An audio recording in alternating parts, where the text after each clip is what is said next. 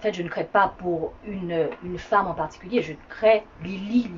Le lys, je crée pour toute une teinte de femmes. Pour toutes les femmes. Pour toutes les femmes.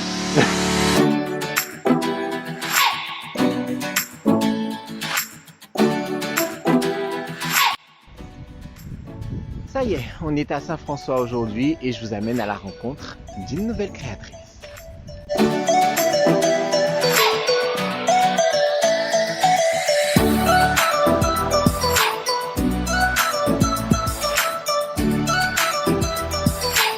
Ah, elle est là, bonjour. Bonjour Romuald, ça va? Bien, et toi? Ça va très bien, merci. Alors c'est bien ici que se trouve ton atelier. T'as pas besoin d'adresse. C'est parfait. On y va.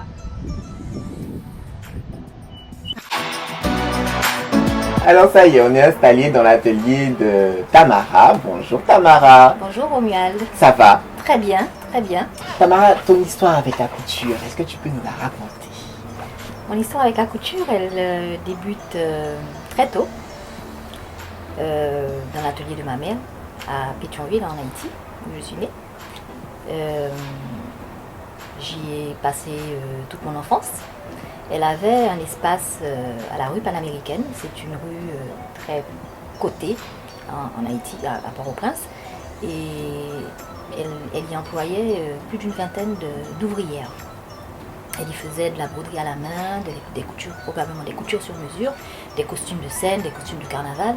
Donc en fait, c'était un moyen pour moi, arrivé à un certain âge, 10-11 ans, de gagner mon argent de poche. Donc elle m'embauchait avec mes copines pendant les vacances à y travailler comme petite main.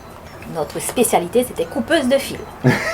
Coupeuse de fil, toutes les petits fils qui traînaient.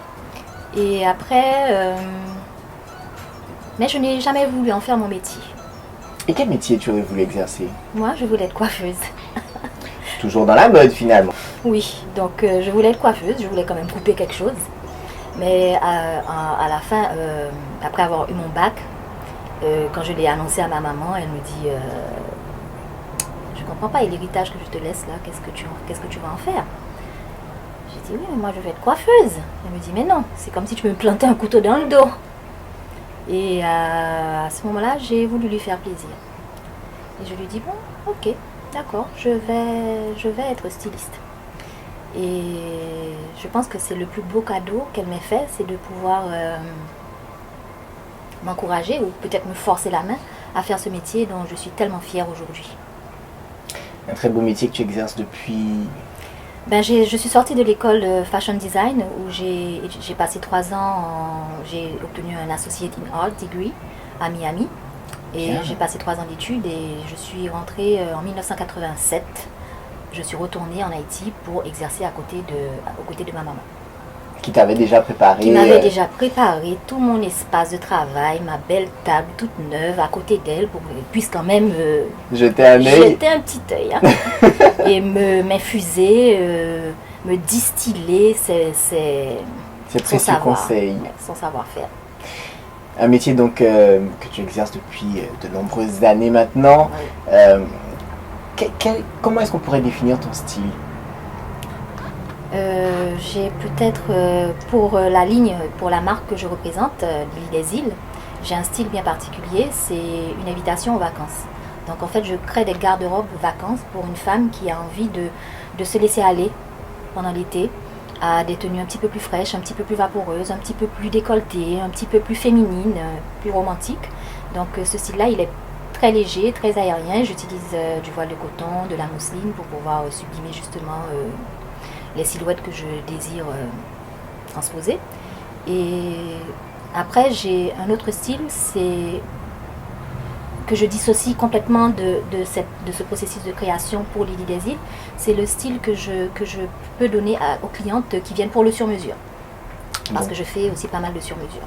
C'est certain qu'on va toujours créer des modèles en fonction de la morphologie, en fonction aussi du désir que la cliente veut obtenir en s'habillant. Donc c'est sûr que ça fait partie de l'étude d'un modèle, c'est étudier sa cambrure, son port de tête, son tour de taille, ses hanches, pour tout mettre en valeur quand on va faire le vêtement. Alors, chez toi, on parle de collection. Alors tu sors une collection combien de fois dans une année? Une fois par an. à l'époque des vacances, avant l'été. Donc ça veut dire que très bientôt il va y avoir une nouvelle collection. Probablement. Restez connectés, on va voir des nouveaux modèles chez Lily des Îles, donc chez Tamara de Pestre, chez qui nous sommes aujourd'hui pour Libre Accès à la Mode. Alors, tu nous as parlé affectueusement d'Haïti, l'île d'où tu viens. Est-ce que tu peux nous évoquer un souvenir agréable? Un souvenir agréable. Alors là, il y en a tellement d'agréables parce que j'ai gardé enfin, je garde un souvenir agréable de mon pays. Mon enfance qui a été complètement heureuse en Haïti. Mes amis que j'ai laissés malheureusement et que je garde toujours contact avec. La cuisine haïtienne. En tout cas, je peux vous dire que j'ai goûté des petits bonbons là. Bon, allez, on va pas trop en parler, hein. C'est pas l'objet d'aujourd'hui, on parle de mode, n'est-ce pas? On peut mêler l'utile à l'agréable. N'est-ce pas? Alors, Lily, aujourd'hui, si quelqu'un veut une de tes créations, comment ça se passe? Où est-ce que tu te trouves précisément? Parce que c'est vrai que sur les quelques images que vous avez vues en début de cette vidéo, on se trouve à Saint-François, mais où exactement? Ben, je me trouve à Bonval, juste avant d'arriver au bourg de Saint-François, donc juste après Sainte-Anne, donc entre Sainte-Anne et Saint-François. Je suis visible sur les réseaux sociaux, bien entendu, Instagram, Facebook, et on peut trouver quand même mes collections, quand il y en a. C'est pas systématique que j'arrive à fournir les boutiques qui me reçoivent. Donc on peut les trouver chez les créateurs à Grand Camp, on peut les trouver chez Glamour Brissac, à Pointe-à-Pitre, on peut les trouver chez Variance, au Moule, et une nouvelle boutique aussi, l'Audacerie, également à Pointe-à-Pitre. Ah, l'Audacerie. Il faudra qu'on y aille faire un tour. Qu'est-ce que vous en pensez? Ah si, je vous y invite fortement. Très bien. On va visiter un petit peu l'atelier, puis je profiterai pour vous montrer quelques modèles. D'ailleurs, il y a un très beau modèle juste en face de moi. Vous verrez ça en image. Je me suis organisée, je suis une femme orchestre. J'orchestre toutes mes machines. J'ai ma piqueuse, j'ai ma surjeteuse, j'ai mon coin repassage, j'ai mon coin roulotage avec cette petite machine et j'ai mon coin boutonnière aussi qui fait tout le travail tout seul, quoi. C'est intéressant. Alors, on choisit le programme de la boutonnière, 23, tac, tac. On presse sur le petit bouton et applicable. On n'a pas besoin de pédaler, c'est une petite machine qui est tout efficace. Sans problème. Et c'est fini. Tout. Pas mal, hein? Eh ben oui, magnifique. Alors, si je devrais utiliser celle-là, donc je pense qu'elle est branchée là.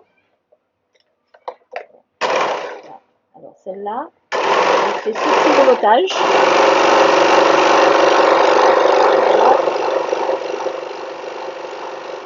Avec la mousseline qui te donne une petite finition de rouloté comme ça là. Pour les tissus très très fins. Bon, bien entendu, elle aura probablement un fil adéquat.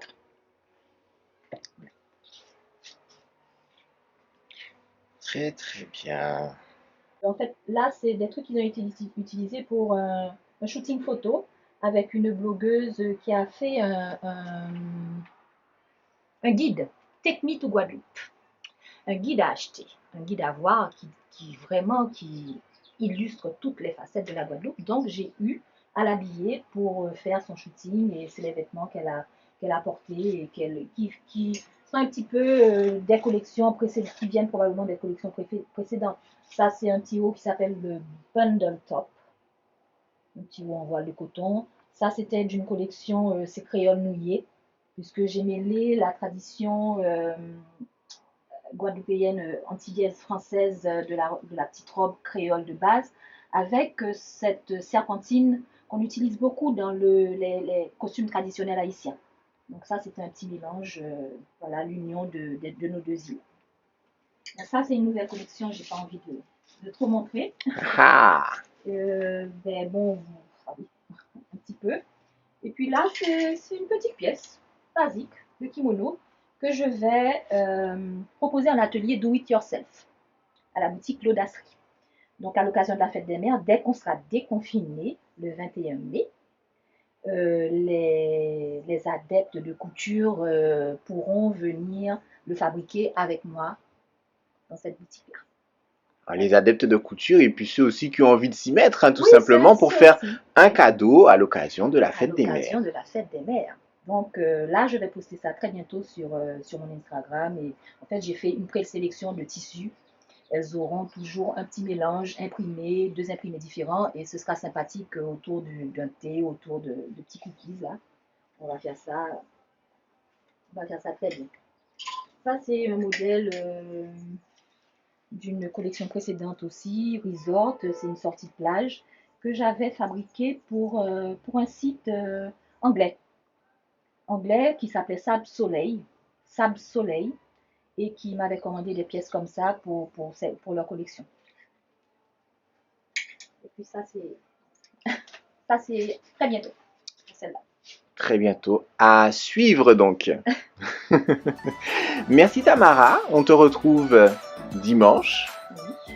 à Guadeloupe la Première entre 16h et 17h pour Libre Accès à la Mode. Merci Romuald.